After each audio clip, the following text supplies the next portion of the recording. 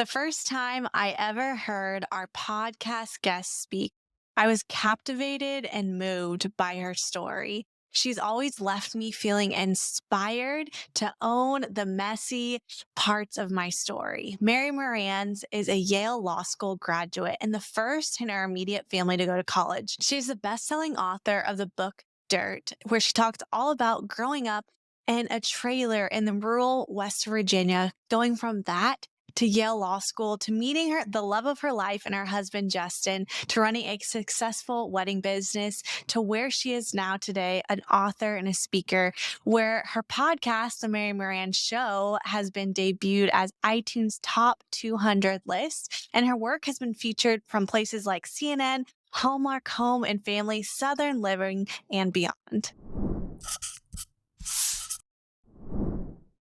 All right, Rainmakers, I am so excited for today's guest. When I first heard our guest, her name's Mary, she's amazing, but when I first heard her speak, I was so captivated by her story and her words and just what she carries. And I'm excited for our audience to hear her talk today. She is a speaker, she is an author, she's an amazing writer. So, welcome to the show, Mary. I'm so glad you're here. Oh my gosh, Chelsea and Steven, I just love you guys so much. It's so crazy. We were talking before we hopped on about like a whole lifetime feels like it's happened since the last time we've seen each other. And actually in slow growth, we're getting a little ahead of ourselves, but in slow growth, I talk about these people who are like the kind ones, the quiet ones, the ones that everybody else in the room wouldn't necessarily think are the like, loud people you need to go rub elbows with, and how I've always felt like that. And I see that in you guys as well, that there is just this quiet, humble strength, this unassuming strength.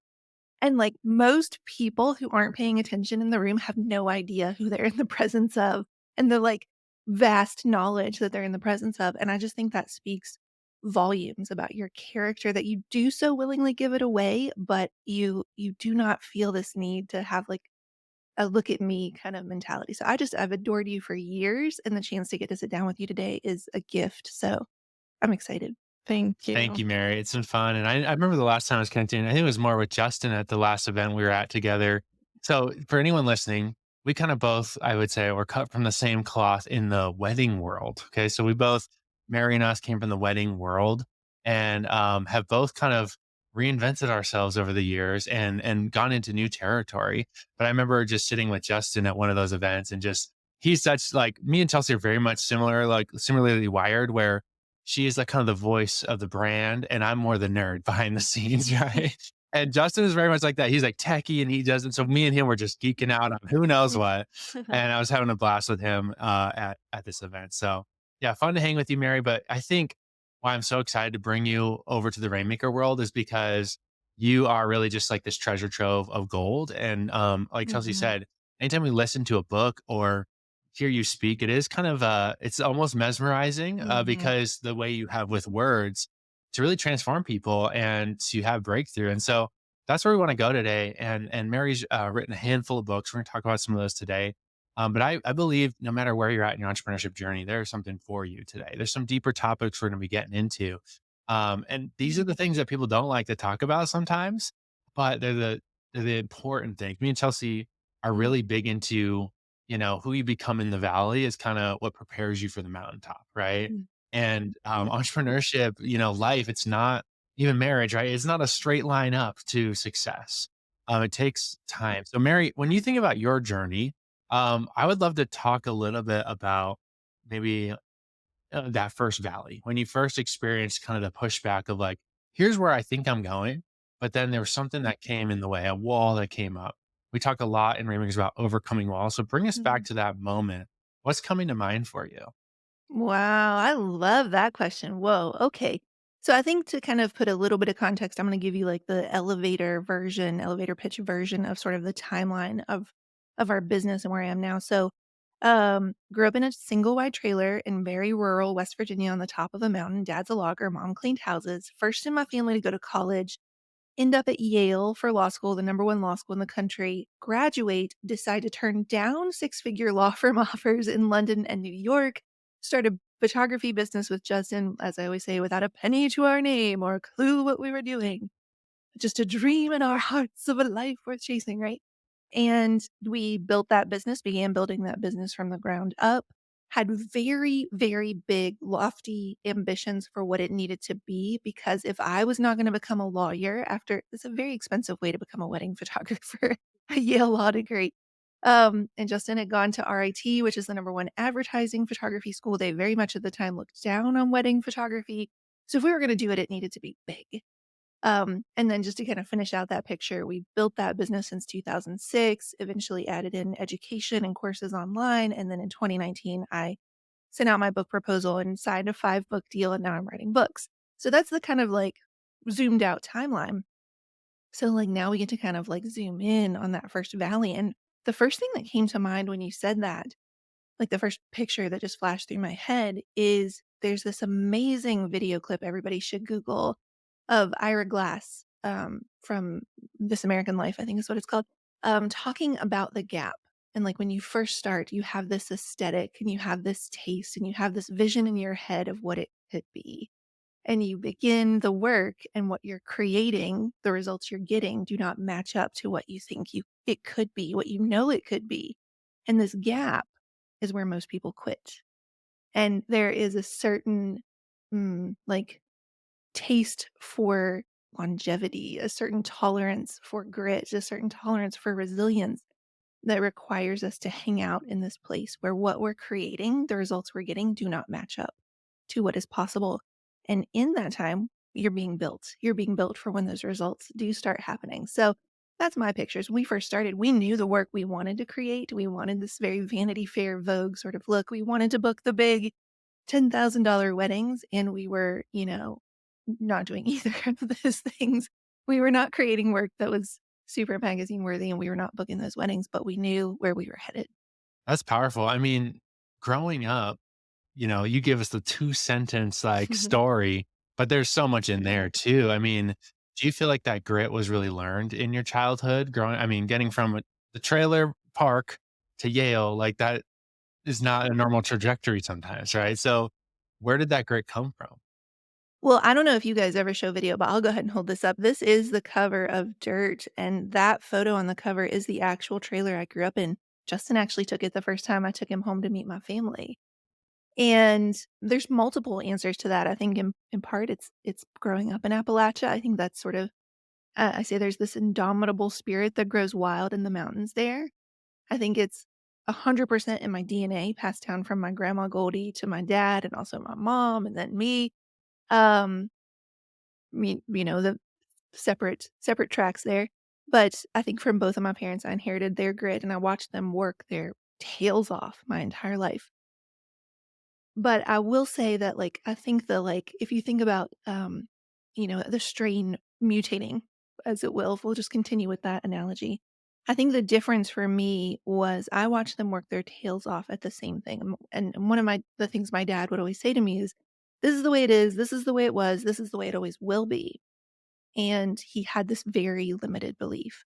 And so for me, I wanted to figure out how can I have this incredibly strong work ethic, but how can I learn to work smarter, not harder? And I love how much you guys talk about that, this idea of leverage and time freedom, not just money freedom. And he has never had a voice in his life speaking that into him. So that was kind of like, if you talk about a gap that started to change things between the generations, I think that was it. What was your first job growing up? I'm just curious, like, your first entrepreneurial kind of venture or like, did you experience that kinda like hard labor or just kinda Yeah. like boring, mundane, kinda just same thing everyday work? So you asked 2 questions. What was my first job and what was my first entrepreneurial adventure or venture? Those are 2 things. So I was stacking wood for free, you know, or my mom and my grandma would take me with them at midnight to go clean, a beauty salon because they cleaned overnight when I remember I read about this in Dirt being 4 years old. There's a little kitchenette in the back of the salon, and my job was to wash the dishes, 4 years old. And they had had spaghetti, and so I didn't wanna clean them properly, so I rinsed them instead of using hot water and soap, and I did all of them, and Goldie Bess, my grandma Goldie came in and knew exactly what I did, and my mom and my grandma sat in the salon middle of the night, another hour while I rewashed everyone, and then my hand, 4 years old, with water hot enough to leave your hands bright red and with Joy dish soap as God intended, says Goldie Best. And so that, you might hear that and be like, that's child labor violation. But what I hear is that's the first time I was taught that if you're gonna do something, it is worth doing well and it is worth doing right. So those were sort of my first jobs, and then at the same time, I was ordering erasers and pencils from a, paper, um, order form and then selling them for a profit to my classmates, the little, like, Lisa Frank kind of erasers. So I definitely had both, both experiences. And my dad was definitely the voice in my life saying, I don't want you to work like a dog like I have my entire life." Mm. Wow. That story about going to a catalog and buying a bunch of pencils and erasers and like selling to other classmates, that very much sounds like something that Steven did. And so I'm just chuckling at that because that entrepreneur spirit, I love that. I think I look back on especially in my adult life and entrepreneur journey. Um, I was raised with parents who instilled work ethic, but also had like this poverty spirit. And it was like, go to college and do this thing. And what you want to become an entrepreneur and run a wedding business at the time. And I think over time, I've created a muscle where I have an abundant mindset and I have healthy mindsets in running a business, but it didn't just happen overnight, with, a quick, like, let me rub, two pencils together and have this magical mindset. Like there was work that had to be done. And so I would love to hear, Mary, just about a little bit about your journey with creating like a good mindset. I can imagine like showing up at Yale and I don't know, like, do I belong here? Like running with a different crowd of people I'm sure there's all levels, socioeconomical levels at a school like that. And then getting into the wedding world, and you guys were luxury wedding photographers, not just like, and I know you built your way up, but it probably came with a belief of like, I belong here. I was made for this. But what was that training that muscle and that mindset to believe that like I am powerful, like I have something to offer and my story matters? Yeah, 100%, 100%. I love that you are referring to it as a muscle because it is something you have to work over time and build over time. Quick fun story, and then I'll get to the heart of the answer is, our first week of classes at Yale, we were divided into small groups. So we were small groups of 20 who had all of our classes together the first semester to help build in some, like, community. And one of my small group classmates had said to me, his name was Paul, he said to me, "Oh, Mary, can I get your notes for the first 3 days of next week? I have to be out of town." And I was like, "Oh, yeah, sure. Of course, Paul. No problem. Like, is everything okay?" And he said, "Oh, yeah, it's fine. I just have to go to DC. My grandfather is having a battleship named after him." And I was like, "Cool. My grandma likes to play Battleship. I don't know. That's a totally different world, but sure thing. You can have the notes. That's fine." The work that I'm doing in this place, in terms of all sorts of beliefs about what is possible, a huge part of it is coming out of capacity work. I'm going to call that capacity work. In Dirt, and then again in Slow Growth, I revisit the scene. I write about this girl in the red cape. She's clawing and scratching her way out of the deep, dark woods, these branches, ripping at her clothes, leaving a trail of breadcrumbs behind, the big bad wolf ripping at her heels. She runs and doesn't stop running because she knows that if she stops, it just might kill her. But finally, breathless and wild eyed, I look back over my shoulder and I finally see it. I am the girl in the red cape, but I'm also the wolf. And that voice in my head telling me to run and not stop running, that it will never be safe to stop, that voice is my own. And when we revisit that scene in Slow Growth, it's from the perspective of the wolf. And it says, I chase and can't stop chasing this version of me I was born to protect. I've scared her away again. And it says at a certain point, the big bad wolf is now afraid of us because we have learned to twist the thorn in those paws to send this animal roaring back into fight or flight mode anytime we need it. We can't stop running. If we can't stop running, it can't stop chasing us. And so a lot of my life starting from, I don't even know when, it could have started in high school, but for sure by the time I was at Yale, up until I would say even the last couple of years have been about running and not stop running. And like, it was this balance of chasing more of what was possible, but never feeling like it was enough. And so capacity work for me, I had an amazing guest named Dr. Allison Cook on my podcast, The Mary Marantz Show, and we were talking about her book, The Best of You. And she said, for those of us who didn't grow up with a lot, and this is for somebody listening right now, for those of us who did not grow up with a lot, we learned that chaos was familiar, that chaos was safe, that this lack was all that could be trusted. And there's a part of us that really deep down worries what will ever happen if we get more than barely just get by. Who will we become if we are people with more? Will it be our downfall? Will we not manage it well? Will we get critics? Will we become prideful? And she said capacity work is really about expanding what we trust ourselves to steward well. And the only way we can move from having like a shot glass size of capacity where anything we get above that will self-sabotage and mess up, to actually building and not, the boulder rolling all the way back down the mountain, is to set small but important commitments with ourselves. And so that's getting on a budget, that's managing your money well, that's determining to show up 3 times a week on social media and you do it, or whatever the case is, or to commit 5 hours a week to your business and you do it. And so for me, trusting that I belong somewhere, trusting that there's more for me, trusting that the scarcity mindset was wrong. It's two sides of a coin, right? It is believing that I'm worthy of it or capable of it or that it's possible. And then it's about expanding the trust I have for myself to be a good steward of it. That's powerful. I Mm, mean, that visual of the girl in the red cape and then the yeah. wolf, it really sticks with you because I think this is kind of you've probably heard it said like, your strength overexerted is your weakness, right? And the strength of an entrepreneur is the visionary, right? It's I'm going to take new territory. Mhm, I'm going to push beyond. But then the mhm, downfall is that overextension of it becomes achievement, becomes this mhm, like constantly moving the goalpost or even self-sabotage, right? mhm, And so I know you've gone deep on this kind of idea of predictable patterns, right? Like these are mhm, predictable patterns of limiting beliefs Mhm. that do come up in any journey, any mhm, growth journey, any transformation journey. And it's like, in doing coaching, you see it. Like it's just like, oh, I remember this one. Right. And then they kind of circle around too. It's like that same thing will come back later at a higher level.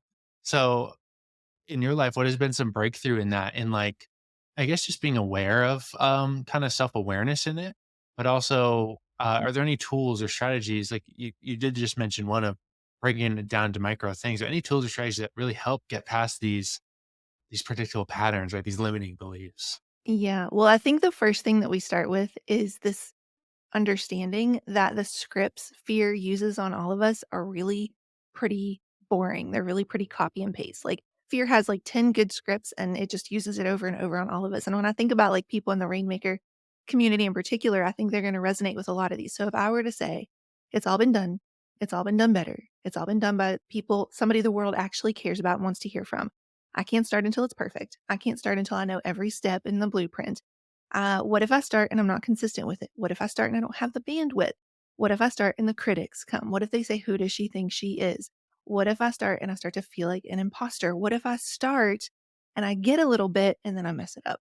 Right. So those kind of like repeat scripts we were saying before we hopped on, like it is like sometimes with my coaching clients, it's like, and April 12th, right on time. There's the who am I, what if nobody buys this kind of thing? And I think the strength in that is this for me at this point in my life, if I'm ever hearing those thoughts in my head, I'm like, cool, cool, cool. So I am exactly on the right track. Because fear would not be trying to distract me this much if it wasn't going to have impact. Right? Like, when we talk about like even from a faith perspective, an enemy of your spirit, an enemy of your soul, like if the work you were gonna do wasn't gonna change your family tree, wasn't gonna help people, fear wouldn't care. The enemy wouldn't care. And so when I think about that, that's where I always begin. Like, if you're having these doubts, if you're having these fears, cool, cool, cool. We can play like fear bingo, got them all. Good, you're on the right track. That's the first step. And then for me, anytime I feel that, the biggest thing I would tell people um, is I always think of Marie Forleo's saying, it's all figure outable. And so when you're faced with this like indecision, I'm not sure which way to go, pick one. And if it was the wrong one, it's all figure outable. Pick one. And if it was halfway right, it's all figure outable. Pick one. And if it's working too much, it's all figure outable. And just sort of like understanding that we think we have to wait until we can figure everything out in order to get started. And it's the opposite. You have to get started in order to figure it out. This action breeds clarity kind of idea. That's so true. We get stuck in our head, and I love how have made the fear, all the fear playbook you said just so simple. When you look at Yeah. it that way, it's like, yeah, it is. It is the same deck of cards I'm being swung when I launch this new thing or step out or want to start the business or doing something different in our family to change and to break this generational whatever thing that is going on. So I love it's that's positioning about like fear and realizing too, like when you are on the trajectory of change, you're doing something that is going to make huge impact for you and your family. Um, of course, you're going to have some fear along the way, and that's I think almost like an indicator of like I'm on the right track because of this that's Mm. happening. Yeah. Yeah, 100%. And I would add to that too. I feel like, and tell me if you guys have felt this. I feel like entrepreneurship, living the life of an entrepreneur, is like first of all, every day waking up just a little bit scared. Like there's if you're doing stuff like, can I really do this? Like, is this really like you can make a living doing this? Like, can I just decide I'm going to put this out there? Okay, cool. And so it's sort of like is like one day after day of letting go of the trapeze, like and waiting to catch the other trapeze or the net to catch you or something. And, it is just sort of this like getting really comfortable, being uncomfortable. And I don't know, every day of my life, like it's just sort of a reminder of like there you expect these rules to be broken and somebody's gonna come and like knock on the door and be like, you can't do that. Like, no way can you actually build a life where you work from home for yourself for 15 years and um get to travel and do all the things you want to do. Like, that's not allowed. Cause like we look around and most people are not living like that's allowed. Mhm. Yeah. And I want to dig into one other topic. I know you carry a lot of power and authority on, and that really is this identity piece. And I see this as it can be a trap that anyone can really fall into Mm. where we just get so wrapped in up in what we do. Like you meet someone at a party, it's like, what's the first thing they ask? Is like, what do you do? Right. Mhm. And it's kind of we had this culture shift of like, who are you? Like, what about you? To like, what do you do? Right. Mhm. And we definitely found that even in the wedding world, where it was like, we're building this brand, and it was kind of this is the thing, especially when you're building a personal brand where you got the business, but it's like kind of like you are the business, right? And Mhm. so we got wrapped up in it. And so that when we transitioned out of photography into what we're doing now, like it was a painful transition, right? It was kind of like a mourning of like this dying of that old person almost, right? And not that that person doesn't exist in here, like there's part of the creative thing that's there, but I think there's this line of like getting your identity and your affirmation and all these things tied up too much in what you do. So speak to that a little bit. I'm sure you experienced that because again, like we watched you from a little bit far. We saw you at a couple conferences, but you guys had really made it. I'm doing air quotes on paper in the wedding world. You were shooting high-end weddings, you were doing commercial shoots. It was like, wow, Mary and Justin, like, oh, it's amazing, right? It was kind of this thing. But then on the inside, looking out and even transitioning out of that, how was that process? And talk to us about the identity piece there. Yeah. Oh man. What this brings to mind for me is something that I talk about in slow growth. So, very cool thing in slow growth that we did not I wish I was this like put together. And I was like, yes, we totally meant for that to happen from the beginning. But it's turns into be a really fun like Easter egg and I talk about it in the author's note of the book is so I wrote Slow Growth in end of 2020, beginning of 2021. Well, 5, 6 years before that, 2015, 2016, Justin and I were getting super burned out on our business. We were always doing photo shoots where it was for a magazine or something like that, or it was a wedding where it was obviously somebody else's wedding, where we were being constrained by the timelines, or we were being constrained by the shot list, or we were being constrained by what the magazine needed to get, whatever the case is. And so we put together some shoots, a ballerina shoot in New Haven, and then 4 or 5 different looks. We flew a small team of us to Venice, Italy, and did several days of shooting there as well. And we came home from that trip. You guys are gonna be like, "What in the world?" We came home from that trip, edited up, I think it was 3 total images and put them on Instagram, and that's all we ever did with that whole photo shoot. We just didn't know what to do with it or what it was about. They sat on hard drives for 5 or 6 years. Like, we planned at one point to do, like, a video. We did some behind the scenes footage, whatever. Nothing came of it. They were for our souls. We said we just needed some creative inspiration. Well, then I start writing this book, and we had an entirely different prototype for the design of Slow Growth. It was very, very different, very preppy, and like I don't know, just like like girdly, like Target sort of. And it just didn't fit. It was like a coat that was cute on somebody else that didn't fit me. And so Justin was the one who said, "Well, Mary, what if we kind of go like what our photo brand was, our wedding photography brand was?" It was very, Vanity Fair, very Vogue. What if we like focused on typography and made it feel like that, did blush and dark gray? And I said, "Cool, that sounds amazing." And we started putting that together, and we realized that there were all of these sections in the book where I'm trying to just like viscerally get the words out for what it is like to be achieving yourself, like achieving so hard for worth that you're just running yourself into the ground. And I'm using these phrases like, I'm always on my toes, and I'm like, I'm the tightrope walker living for the next upswing of a high to catch me just in time. And I'm twisting myself up into tiny tethered knots like a contortionist. So because to contort is easier than to be criticized. And we realized that all of those 5 descriptions line up perfectly with those photo shoots we'd never done anything with. Like, they represent, and she's all the same model, so they're the different yet all the same versions of the woman always performing. So, we put together a fun quiz that you guys can actually check out. It's achieverquiz.com, marymarantz.com/quiz.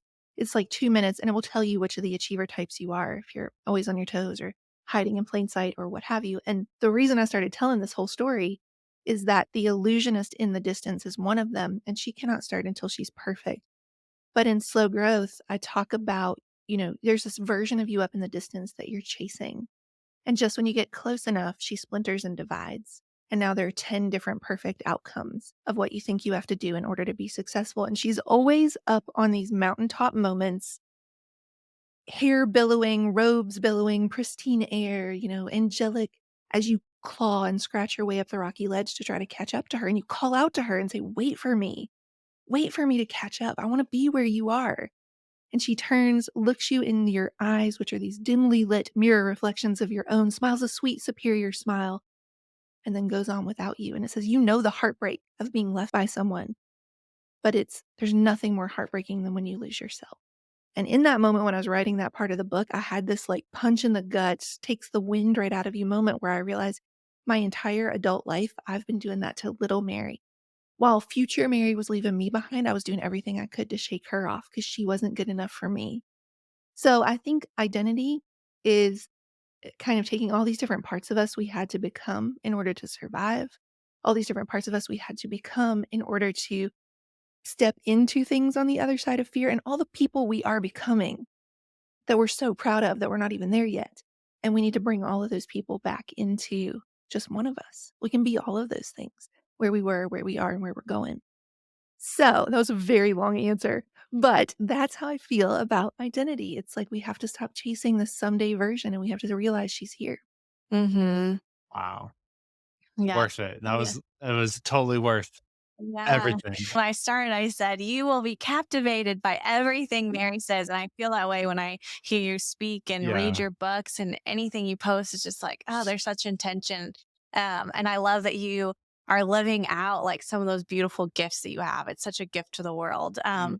But I love that you are reminding people that your past, present, and future, like getting comfortable with that. And those are all of the good parts of who you are. And regardless of if you had a really great upbringing or a really hard upbringing, that's like part of you and part of your story that has molded and shaped it. And you can look at the really good from that, but also realize where you're at now is like so powerful and so important. And I think for me personally, I spent a lot of my life like in my later teen years and even into college, like especially realizing that we were going to do the whole entrepreneur thing. It was really hard to just want to like skip ahead to the next chapter and not be present with the chapter that I'm in. And I think parents can do that, when you're raising small children, and there are some really good days, but then you're like, oh man, I can't wait until the sleepless nights are over and I just want to hit, put the pedal to the metal and like skip ahead, but it's like being content with where you're at. It's like that slow growth thing of enjoying, like, this is building me. I'm exactly where I need to be. And I have everything to get from A to B, but I need to enjoy the very present right now. So that's so good.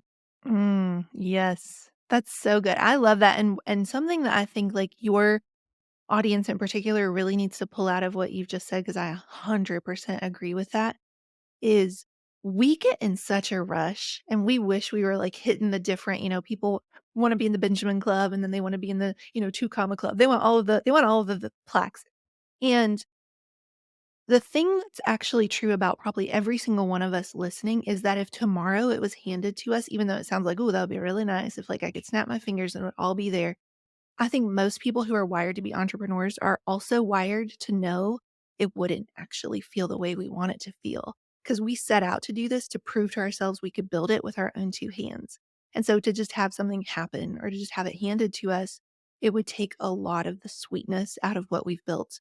It would take away from that. And so I'll give you a really random, but really, I'm just feeling this example a lot. Um, One of my lifelong dreams since I graduated undergrad at WVU was to be able to come back for some sort of, like, alumni award and get to go on the field at halftime, because at the homecoming game, they honor alumni. Well, this past October, it happened. I got to be the parade marshal for WVU, lead the parade on Friday night, go on the field halftime on Saturday, and let me be clear, there is a grieving when a lifelong dream has happened. You're excited, it happens, and then it's over.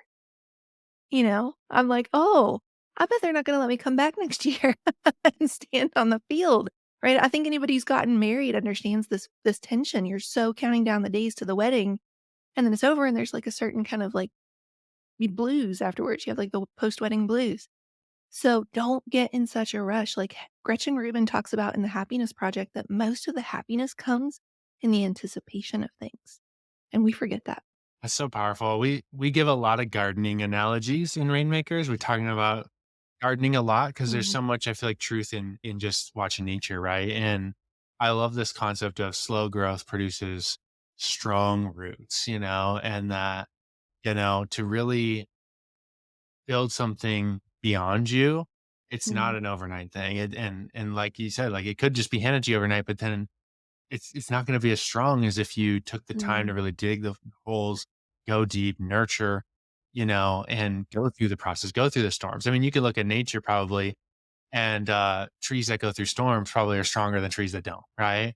Or trees that go through fires, or you know what I mean? You can probably look at very similar things where, what was meant to break you or destroy you actually mhm, becomes the thing that allows you to hold something greater than you ever thought you could. And so, I don't know, this if we had to end this podcast with just maybe Mm, let's just speak to the person listening right now.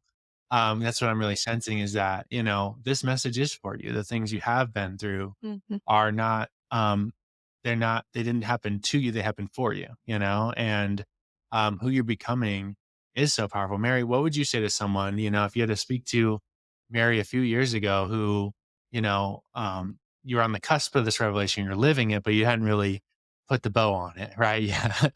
You haven't really walked through all the way through it. Someone who's in the middle of it, mm, what would you speak to them right now? Yeah, so one of the biggest things that I like to remind people of is, I talk about this in my first book, Dirt, is, for most of my life, I had these people right in front of me, a friend when I was growing up and her family who had a lot, and we grew up in the trailer or whatever. And I spent a lot of my life wishing I could Freaky Friday with the people right in front of me. For whatever reason, I think the universe likes to bring people into our lives. Most of us think it's punishment. I actually think they're guides if we choose to let them be guides of what is possible and where we could be headed. And I for most of my life, like, I would have traded my hard story for their easy story in a second. And if I had done that, if like a genie had come along and allowed me to like Jodie Foster or Jamie Lee Curtis, depending on which version you like, um, with this other person I was looking at and comparing myself to, I would have missed out on so much. So, I mean, like, regardless of even, like, if you think about, just practically in my life, I would have missed out on going to Yale. I would have missed out on building a business. I would have missed out on Justin. I would have missed out on our golden retrievers, whatever. But what I say in that part of the book is there comes a point in your life when you realize that if it meant you had to give up You could swap places with somebody else, somebody with an easy story, but if it meant you had to give up every bit of your kindness, your empathy, your gentleness, your soft place to land. I talk about like my very scientific theory that all of us are born into the world with these very hard edges bumping around into each other, leaving these marks unintentionally, death by 1,000 cuts, 10,000 cuts. And that pain, like progressively finer grits of sandpaper, rounds off the edges. And if you, the day you reach the point where you're like, you know what? I wouldn't change any of it if it meant I had to go back to being a hard edged person, if it meant that I lost this kindness and this empathy. I think that's the beginning of wisdom. It's when who you are becoming becomes more important than what you have achieved. So that's what I would say to that, that every hard thing that you have been through means that you will be a soft place to land for somebody else. And to the person listening, one of my favorite quotes, my own coach, Kim Butler from the Whiteboard Room, reminds me of often is our greatest points of impact will come from our deepest places of empathy. And so, what you have walked through, the very thing that has brought you to this moment, listening to this podcast, maybe everything financially went upside down the last couple years.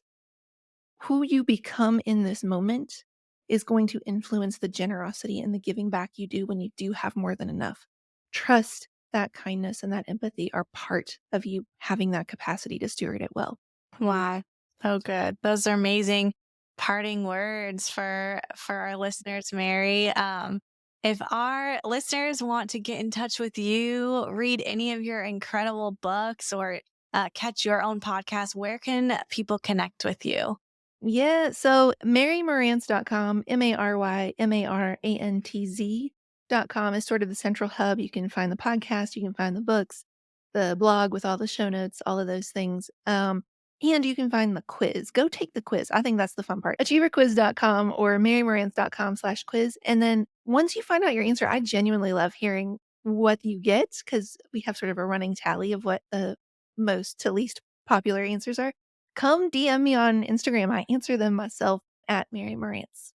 Okay, awesome. I'm Awesome. gonna go take the quiz now. This is gonna be awesome. And yeah, I want to encourage you listening to the show. I think in certain seasons, there are certain people who have a resonance. Like it's like when Mary is saying some of these things, there's something in you that's stirring and kind of just resonating. You're like holding onto those words and like, man, I need more of that.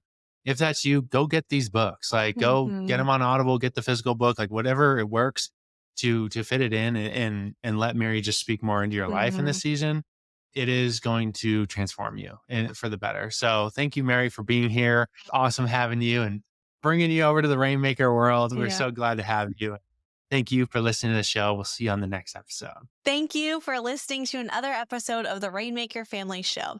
Hey, if you are not a part of our Rainmaker Mastermind, we have a new opportunity for you to book a one-on-one strategy call with one of our Rainmaker coaches. If you want to get a call with them, see if it's a good fit for you to work with us to build a business that allows you to have time freedom and financial freedom, you can get that call at makeitrainmama.com/podcast. That's makeitrainmama, MOMMA.com/podcast.